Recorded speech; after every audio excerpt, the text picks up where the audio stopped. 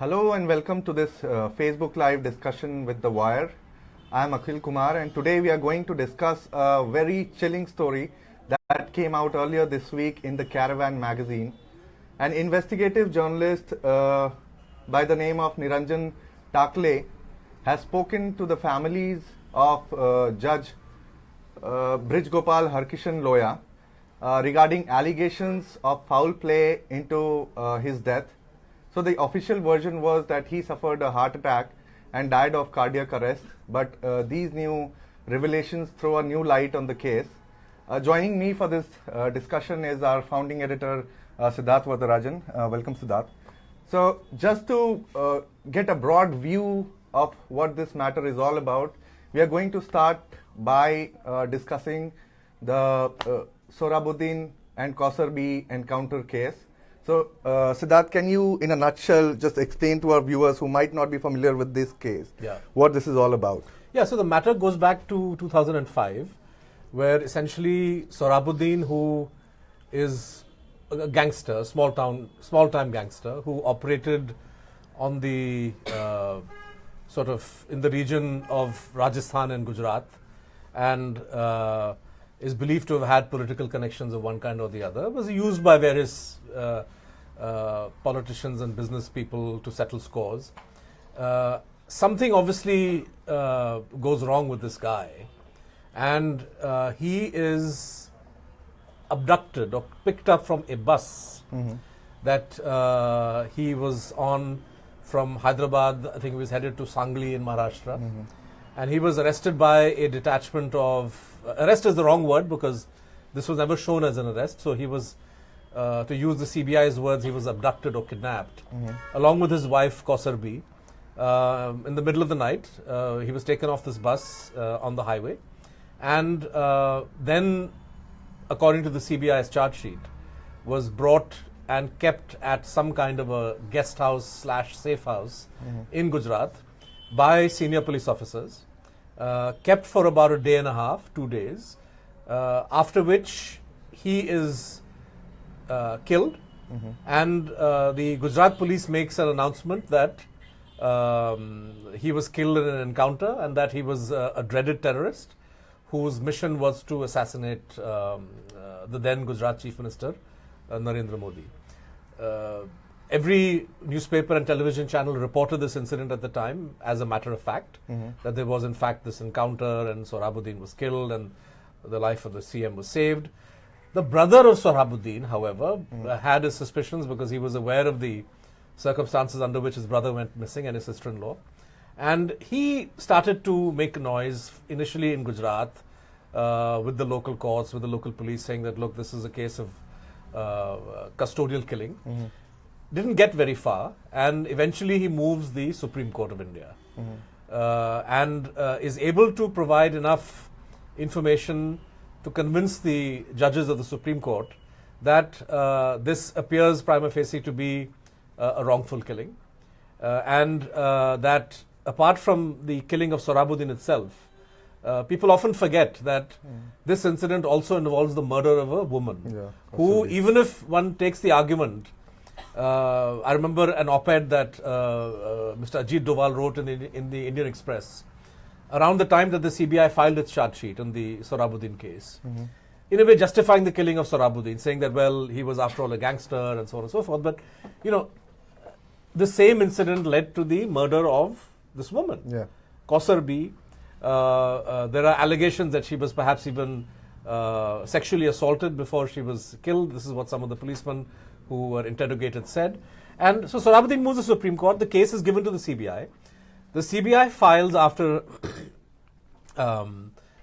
detailed investigation, files a charge sheet in which it indicts, apart from a number of senior Gujarat police officers, also it indicts as part of the conspiracy Mr. Amit Shah, who was then the Gujarat Home Minister. And the argument essentially that the CBI presented was that this was, Sohrabuddin had become an inconvenience. He was somebody well known to the Gujarat police. They decided to eliminate him for reasons of their own, but also then to package that elimination to get some political points, to tell the media and the Gujarat public that, oh, our chief minister is under threat. So they fabricated this whole assassination plot and did away with him and did away with his wife. And pursuant to this investigation and this charge sheet that the CBI files, you have a number of senior Gujarat police officers who get arrested. Mr. Amit Shah himself gets arrested and finally gets bailed out in the run-up to the 2014 election. Along the way, there is another associated encounter killing of Tulsi Ram Prajapati, who was an associate of Sohrabuddin, who was also witness to the killing of Sohrabuddin, hence the need to do away with him as well. So all of this information is put together. 10,000 pages is what we are told the charge sheet runs into.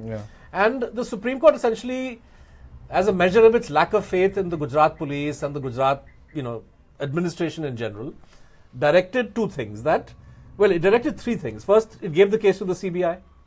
Second, it said that this case must be tried outside of Gujarat because we don't have faith in the Gujarat system.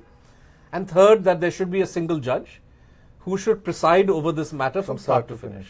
Right? So this is the broad contours of the Sohrabuddin case. As you can see, very serious allegations against the Gujarat police, very serious allegations against a senior member of the BJP and the then Home Minister of Gujarat. And you can imagine, right, that it's never happened before in India that the Home Minister of a state has been investigated by the CBI at the direction of the Supreme Court of India, right, and under the supervision of the Supreme Court of India. And then a charge sheet is filed with evidence.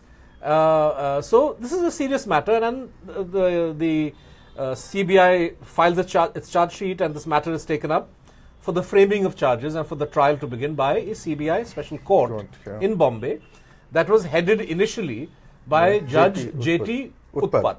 Now, Judge Utpat ordinarily ought to have presided over the entire case from start to finish as per the Supreme Court's direction. However, on a couple of occasions when he expressed his irritation at Amit Shah not appearing in the Amit Shah not appearing despite being in Bombay, then he set a date. He said June 26, 2014 is when Mr. Shah must present himself in my court. Please recall that by now Narendra Modi and the BJP have won the election. In a way, national equations have changed. In Maharashtra, you still have a Congress government, but it's clear that elections are coming up and some kind of a change may be likely.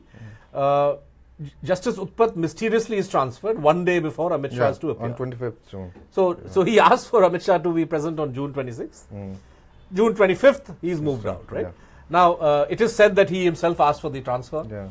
We don't know the circumstances under which he operated. Certainly, judging by the gravity of the accusations that the judge who succeeded him, his family has made, they may well have been pressures. We don't know. I wouldn't speculate on this, but his moving out one day before Shah was to appear is a bit odd. New judge is put in place, and that is the judge whose eventual death is the cornerstone of this fantastic investigation by Niranjan Takle and the Caravan magazine, which has, to my mind, I think, exposed in a way like nothing before the crisis of the rule of law in this country. And essentially what Takle establishes in his story is that the Justice Loya, Judge Loya, who is a member of the district judiciary, appointed by the Bombay High Court to head this CBI special court. He then takes charge of the case, begins to examine the charge sheet, gives one kind of absence, permission for absence to Amit Shah. But when he finds that Amit Shah is in a way, not appearing at all, he too begins to say that, well, I want Amit Shah to appear in court. What is this? Now, on December 1st, 2014, news comes to the entire country that Judge Loya dies of a heart attack, right? As far as the rest of the country is concerned, people just took this news in their stride. It was odd, I should say, that the first judge was transferred, the second judge died. But and Amit Shah was supposed to appear in his court on December 15th. That's right. He had set a date to the middle of December. It was odd that two judges sort of somehow vanished from the scene. But in the absence of any information, the media as a Moved whole on, yeah. ought to have kind of dug around, but they didn't. And as it now emerges, right, based on Caravan's story, the family of Judge Loya, when they were confronted with the news of his death, and when they were confronted with his body and his belongings and the state of his clothes, immediately realized that something was amiss. Yeah. And that this was not, as the hospital and the police had claimed, a natural death caused by cardiac arrest, as you said, but that there were so many imponderables, so many unexplained facts. Inconsistencies in the story. And they now say that they were afraid. They connected the dots in their mind. They recalled how Judge Loya, during the time he was alive, used to mention how he was receiving threats. Yeah. How he was receiving offers of basically attempts were made to bribe him, to deliver a so-called favorable verdict in favor of Amit Shah, and that he was resisting these pressures.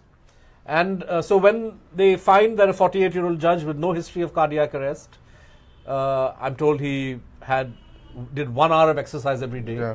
So highly unusual for him to suddenly keel over and die of a heart his sister, who he was very close to, is also a doctor by profession, and she also attests to the fact that he was very healthy and had no issues of the heart at all. So they were suspicious, and it wasn't just the fact that a 48-year-old man with no history of cardiac or hypertension, cardiac illness, suddenly gets a heart attack, but the circumstances in which they were informed of his death. Yeah. The fact that you have this mysterious character called Ishwar Baheti, who is an RSS activist who emerges sort of out of nowhere, finds one of Judge Loya's sisters and says that, look, your brother has died. She was not even at her usual place. She was at another hospital. Yeah. And he somehow finds her and he says, look, your brother has died, and I have made all the arrangements, so you come with me, and we will then take you back to your native place so that you can receive the body. Very odd role that he played.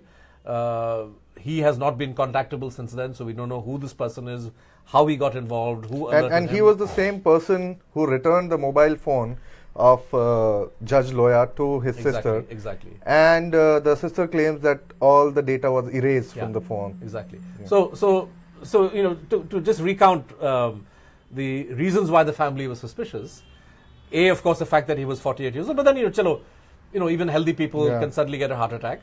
But point number one is that they were informed at 5 a.m.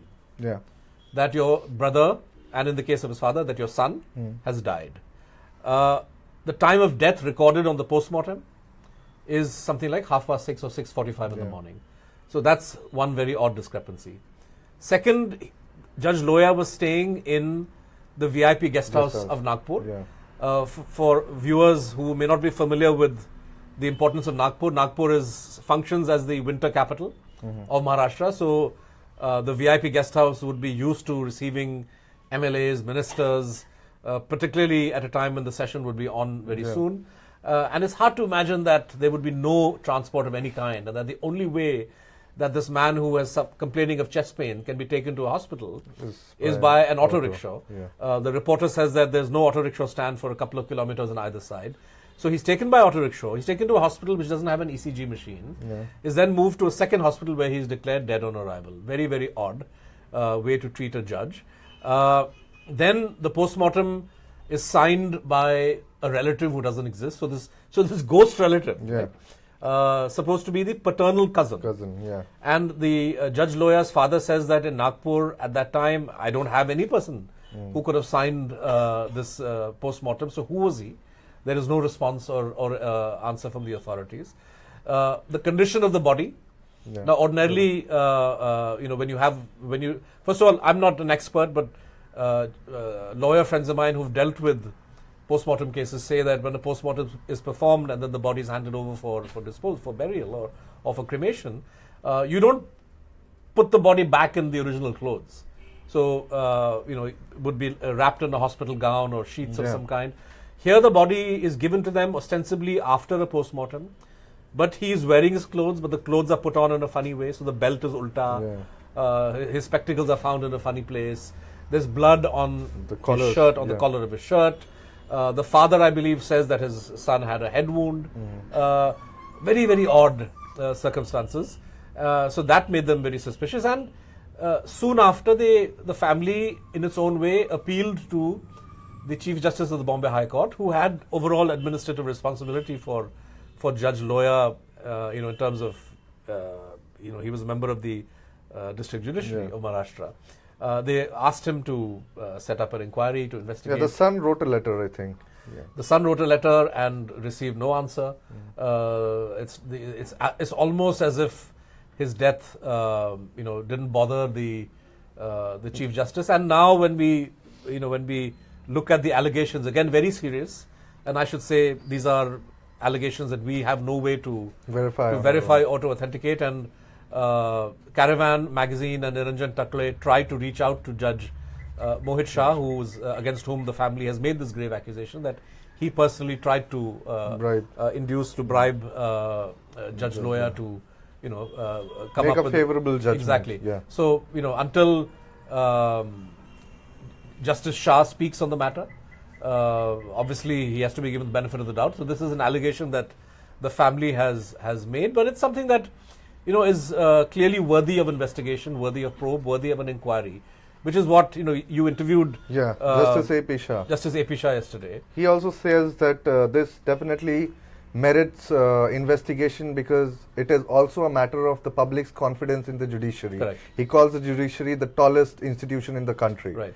And it is also important to protect the interests of the lower cadre as well. That's right. Yeah. Yeah, because if judges are, particularly in a high-profile case of this kind, right, where you have senior police officers accused, politicians, the political significance is enormous. If the higher judiciary will not look after the security of judges entrusted with these cases, then this is similar to what we read about in Pakistan, right? That you have judges who are handling sensitive cases and they get assassinated or they vanish.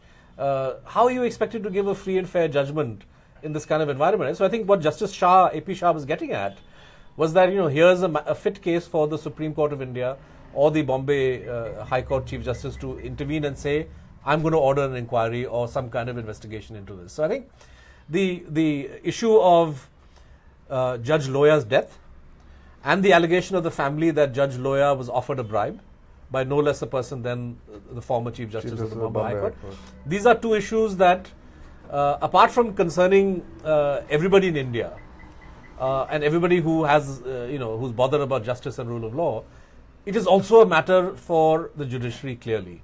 And so I would say that in light of the Caravan story or stories, the courts, the higher judiciary must energize itself, as Justice Shah A.P. Shah has said, and order inquiry. We also have stories about... it's not just Justice A.P. Shah, but Justice B.H. Marlapalle has also written to the current... he's a former judge of the Bombay High Court. He has written to the current Chief Justice of the Bombay High Court, and he in fact demands SIT probe into the mysterious circumstances. And we also just had a story coming in that another judge... Kolse Patil. B.G. Kolse Patil has also expressed similar sentiments on the matter. Right, so there you have two former judges of the Bombay High Court, one former Chief Justice of the Delhi High Court. So these are senior members of the judiciary reacting to the Caravan story with a very simple demand that this needs to be probed. And I think that I am hopeful that keeping in mind what Justice A.P. Shah said about the credibility of the judiciary and the people's expectations from the judiciary, that they will indeed constitute some kind of investigative panel to look into these two charges. Right? So this is a very, very serious matter. Beyond this, it's hard to say any more other than that hats off to Takle and to the Caravan for publishing this story. This would have been a difficult story for them to do. Full sympathy and commiserations, our condolences for the family of the judge that has obviously gone through a very painful time, has lived with the fear of what speaking out might mean. Yeah, in fact, the wife and the son of Judge Loya have refused to come on record because they fear for their life. And the father says on camera that, look, I'm an old man, I don't care what happens, but I want justice, right? So when you see his Judge Loya's father and sister on video camera and listen to their accounts, it is bone chilling. It's scary that you can have this kind of unexplained, unanswered questions about the death of a judge handling a very, very important case. And now I want to shift gear somewhat to move to the denouement. So what happens to this case, right? So after the judge, and the reason why these questions, the questions that the family raise, have a bearing not just on Judge Loya's death and the violation of rule of law that might have occurred if, in fact, his death was not natural, or the allegation of bribery, is the impact that his death has on the subsequent developments in the case, right? So if we now look and go back to the question that you started with, which was the Sohrabuddin case. So you move within. So Judge Loya dies December 1st, 2014. New judges put in place, Judge Gosavi, who on the 15th or the 16th, considers the evidence, listens to Amit Shah's submissions, and reserves his judgment, which he delivers on the 30th of December, where he discharges Amit Shah. Not only does he discharge Amit Shah, but he makes a statement that the charges against politically motivated Amit Shah were politically motivated to begin with. Now, this is okay. Now, this may well be his perception, and I think that as a judge, he's entitled to his reading of the evidence. What I find astonishing is two things: the CBI's refusal to appeal that. Right. So which is very unusual. It's unusual because A, you had investigated this matter on the direction of the Supreme Court, under the supervision of the Supreme Court, and you essentially are now being told by the trial court judge that not only is your evidence rubbish, but that you have acted out of political motives.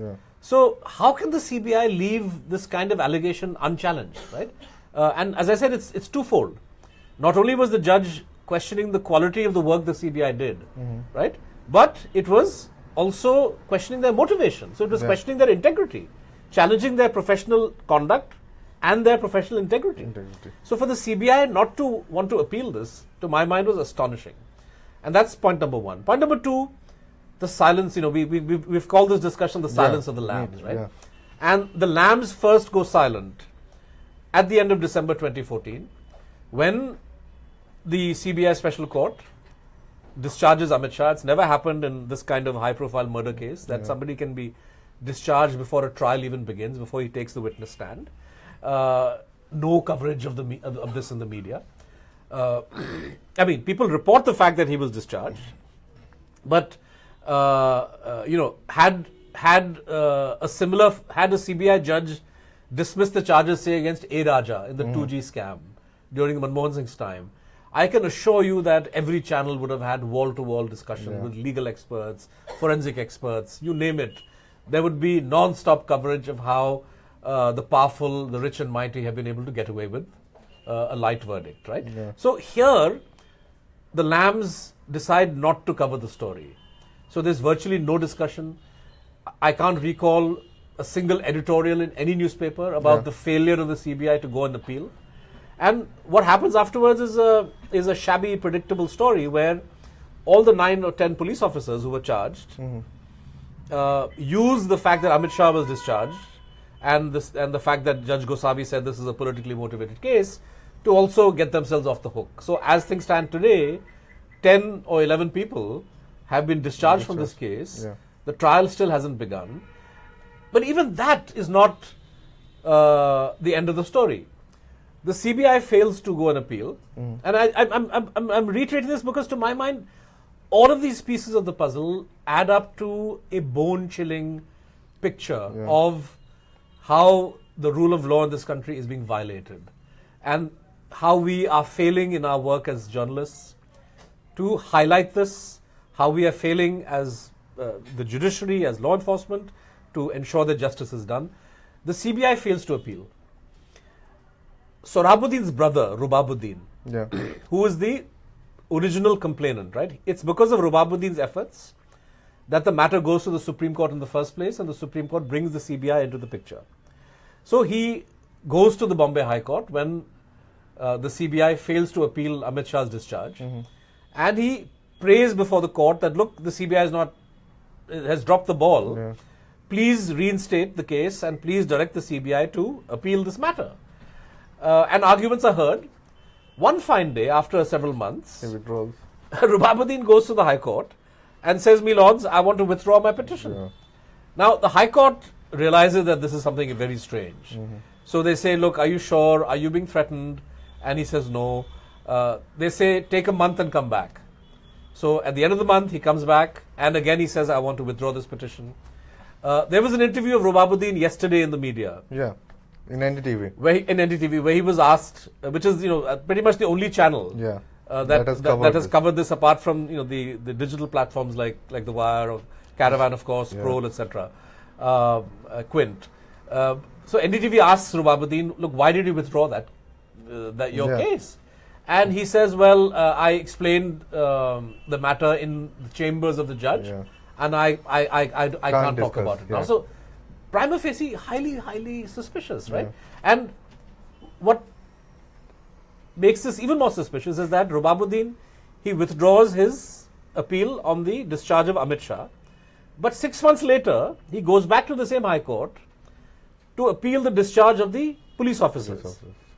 Right? So you can say that he withdrew his appeal against Amit Shah because he just got sick and tired or he lost faith. Here is a man who's not lost faith. Right? He's gone back to the High Court. He wants justice for his brother and sister-in-law, and so it's odd that he goes back and wants charges revived against the cops, but not against Amit Shah. Right? So very strange. And when you add all the pieces of the puzzle together, right, the original killing of Sohrabuddin and Kausarbi, and I want to underline, right, that please do not think that this was the justified killing of a gangster, right? His young wife, who had no role to play in any of this, was abducted, possibly sexually assaulted, and murdered, and her body was, they destroyed all evidence of her body. I can't think of a more heinous crime, right? So you have the terrible crime of the killing of these two people, the subsequent cover-up.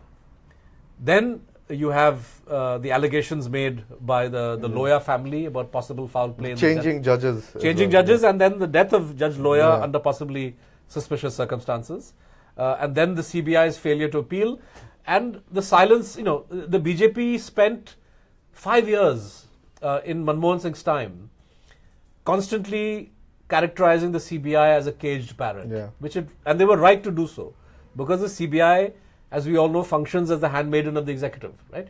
So the CBI, which was a caged parrot during Manmohan Singh's time, we are suddenly led to believe that it's become independent now and makes an independent decision not to appeal Amit Shah's discharge, even when the judge has cast aspersions on the CBI's professional integrity. So you have all of these factors. You have Rubabuddin first going to the High Court, then so obviously he's been threatened or intimidated. How can this not be the biggest story for the media in India, right? And I find this, for the last year or two, Akhil, we've all been, we've seen how the media has covered certain stories, not covered other stories, and very often people say, "Are we living through an undeclared emergency?" Mamata Banerjee the other day, I think today, made a statement that this is worse than the emergency, and often, it's hard to know how to react to that, because the fact is that we are doing what we do, and we and Caravan did its story, but so it's not as if there is pressure on, I mean, there may be pressure of all kinds, but media is able to do what it's doing. But the silence of the big media is what makes this alarming, because unlike the emergency, where the government told people that you cannot cover the story, right? So you have those legendary blank columns that are printed. Here you have a situation where proprietors and editors are voluntarily self-censoring. Yeah, voluntary subservience to power. So, to my mind, if the emergency was horrible because the government of Indira Gandhi was telling people what to print and what not to print, this is equally horrible, if not worse, because you have people who are withholding information from readers and viewers, even when there is no official legal, demand from the government for them to do that, right? So the failure to have discussion, failure to report. It's been 4 days now. The Times of India, Hindustan Times, Indian Express, The Hindu, right? 4 big national dailies have kept off the allegation by the family of the, nobody wants or expects a newspaper to point fingers because none of us have the answer to whether the death was in fact a suspicious death or not, and if so, who was responsible. But the fact that a judge's family suspects foul play in his death is news. Yeah, regardless it's a big enough story. Regardless of who, don't put it on page 1 if you don't want to. But how can you not report the story when the former Chief Justice of the Delhi High Court, A.P. Shah, who was, regarded as the best judge of India never to make it to the Supreme Court, when he says on the record that this death is suspicious, the allegations of bribery are suspicious, this should be probed. How can this not be a story? How come I don't see him in every newspaper? Yeah. How come I don't see him on every TV channel? Argue against it by all means. I'm sure people have a different take on the story, but how can you keep off the story? Yeah. And I think that this is a wake-up call for readers and viewers. And we've seen from the outpouring of interest and support that we have received, or Caravan has received, for the kind of coverage that we have given, that people are grateful that you have digital media, you have social media, so that this conspiracy of silence, which clearly has been willed upon the body politic, as it were, can be broken, and information can come out, there can be discussion. And I hope through efforts such as the ones that we are doing and Caravan and others are doing, that we can somehow push the system into ordering an inquiry. That's all that really needs to happen in this case. That there needs to be an inquiry to establish or to ascertain what the facts are about this. Here I'd like to quote the Caravan's executive editor, Vinod K. Jose, who spoke to News Laundry, and he says the coverage has been only from regional media and certain parts of the country. And he added that the silence of the English and the Hindi press is appalling. What is more shameful is when a story of this importance about a politician of tall order breaks. What you see in the largest selling newspapers on the front page is the same politician learning Bangla, Tamil and Manipuri. That speaks for the journalist judgment that people are making. Yeah, so this definitely is very concerning that we don't see any mention of it in the leading newspapers or the news channels. And also I wanted to speak to you about the stunning silence from political quarters as well. At least the opposition should have taken up this matter urgently, and all we have are some spokespersons saying that our legal luminaries are looking into the legalities of the case. So it has already been 4 days. Do you not think that the opposition needs to at least ask questions? Absolutely. I mean, so far I've seen a statement by Sitaram Yechuri of the CPM. Kejriwal, of the Chief Minister of Delhi, has tweeted called attention to Caravan story. And of course the Swaraj Abhiyan people, Yogendra Yadav and Prashant Bhushan, have been talking about this. But the Congress party, which is the largest opposition party, has been silent. Yesterday I saw a spokesperson say that, well, I'm speaking about it, but he's the one who mentioned this whole thing of our legal luminaries are studying. Well, it doesn't take 4 days to read a 3,000 word story and digest it and come up with. I can only imagine that the Congress is worried about how it will play out in Gujarat. Yeah, I mean, in the sense that the Congress party has had bitter experiences in the past. In fact, even on the Sohrabuddin issue, when after the charge sheeting of the Gujarat policeman and so on, Sonia Gandhi spoke about Maut ka Saudagar and all. She used these phrases which kind of boomeranged on the Congress party because the BJP was able to turn them around.